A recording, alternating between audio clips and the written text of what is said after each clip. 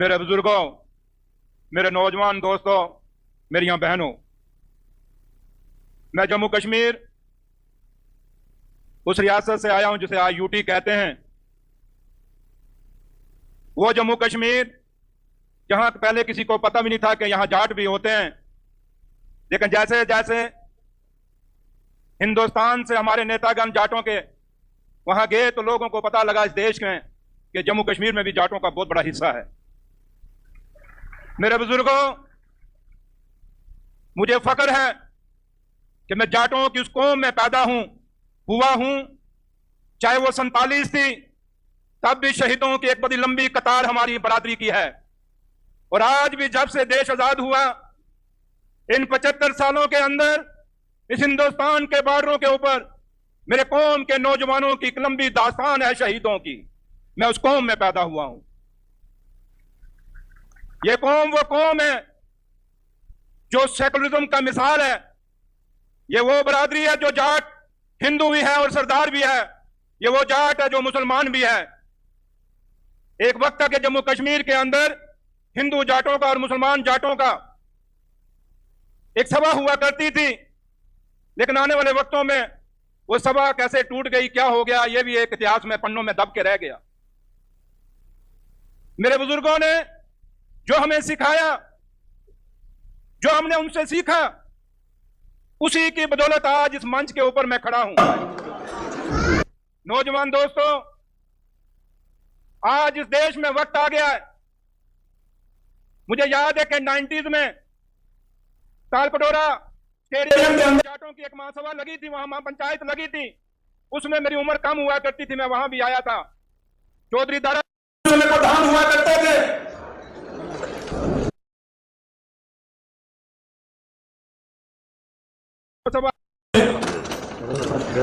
रानी वसुंधरा राजे भी वहां पे मौजूद थे, आए थे। ये बात आपको क्यों कह रहा हूं, इसके पीछे एक वजह है। मैं छोटा था, लेकिन उस दिन वहां पे एक बात चली थी, क्या देश और दुनिया के जाटों इकट्ठे हो जाओ। हमने दिल्ली के ऊपर अपना प्रधानमंत्री बनाना है।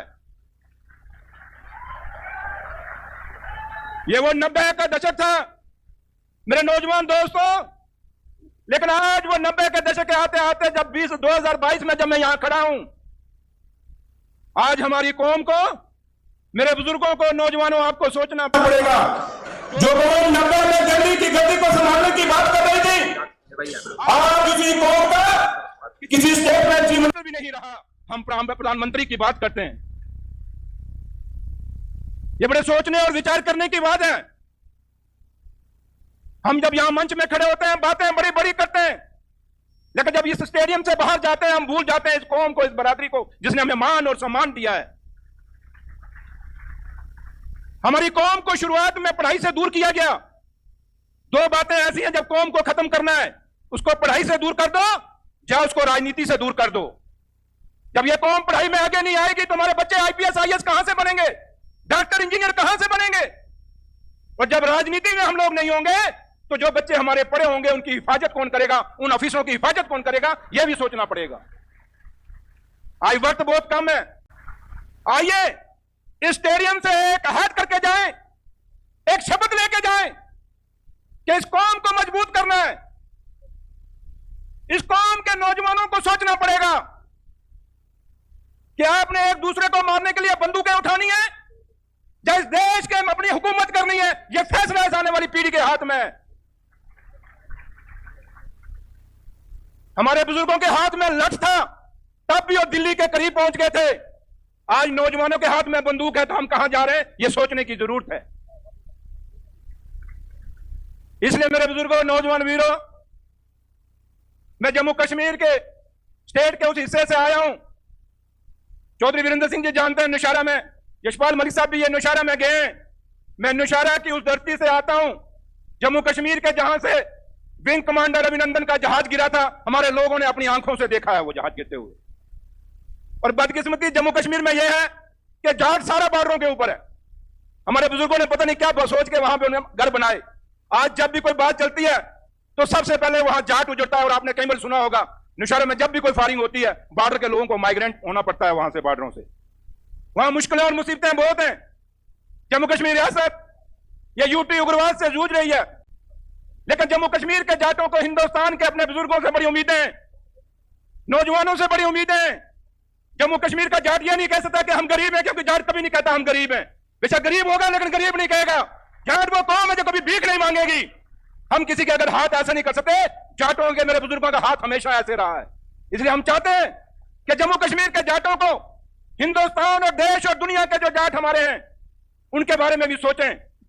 हम ये नहीं कहते कि हमें कोई पैसा दिया जाए, हम ये कहते हैं कि हमारे उन बेरोजगार नौजवानों को आज जम्मू कश्मीर में जिनको नौकरी है उनको कहीं ना कहीं आपके जो गाइड हैं, जो प्राइवेट सेक्टर है, वहां पे उनको एडजस्ट करवाया जाए ताकि हमारे बच्चों को कहीं रोजगार मिल सके।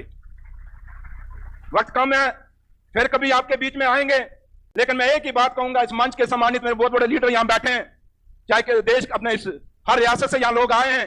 मैं लीडरों से भी अपील करूंगा कि मैं इनको न्योता देके जाऊंगा कि आइए जम्मू कश्मीर में, एक जरूरी नहीं कि आप वहां मीटिंगें करें, एक दौरा करें, जम्मू कश्मीर के जाटों को मिलिए, उनके दुख और दर्द को सुनने की कोशिश करिए।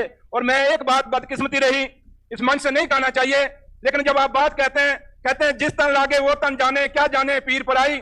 यहां जब हम जाट कुर्सी पे बैठते हैं पता नहीं किसकी नजर लग जाती है। जब तक हम कुर्सी पे नहीं बहुत अच्छे, लेकिन जब कुर्सी पे बैठते हैं, जहां कुर्सी इनको बदल देती है, हमें जहां हमारी नीयत बदल जाती है, यह समझ हमें नहीं लगी आज तक। जम्मू कश्मीर रियासत के अंदर 75 साल में पहली दफा हमारे गवर्नर साहब वहां आए, लेकिन जाट यहां बड़े लीडर बैठे हैं। ओबीसी के लिए स्ट्रगल करते हुए हमें आज कितने साल हो गए। क्या वो ओबीसी हमें नहीं मिल सकता था जम्मू कश्मीर में? कम से कम जम्मू कश्मीर में मिलता तो बाकी वाले भी मानते, लेकिन वो फाइल वहां की वहीं रह गई, वो फाइल आगे नहीं निकली। इस बात को मैं लंबा नहीं करूंगा, इशारों में ही कहूंगा, इशारे में आप समझ गएंगे। ये बात भी सोचने की जरूरत है कि जब हम कुर्सियों पे बैठते हैं, जब मंत्री बनते हैं या किसी अच्छे ओहदे पे आते हैं, फिर इस कौम के बारे में सोचो जो कौम नीचे बैठ के हमें लीडर बनाती है। आए सुरेंद्र चौधरी जिसको आप आज विधायक है, पूर्व विधायक कह रहे हैं, मैं फख्र से कहता हूं मेरे बुजुर्ग, अगर मेरी कौम मेरे पीछे उस निशाने में ना होती, आज सुरेंद्र चौधरी पूर्व विधायक ना होता उस इलाके में। जब कौम ये हमें बनाती है, इस कौम पे सोचने का, विचार करने की जरूरत है।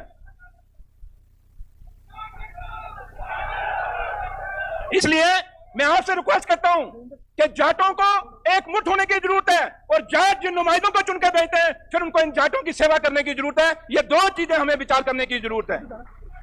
लिहाजा आप सबका बहुत बहुत शुक्रिया, फिर कभी आपके बीच में आएंगे। जय जाट, जय किसान, जय जवान।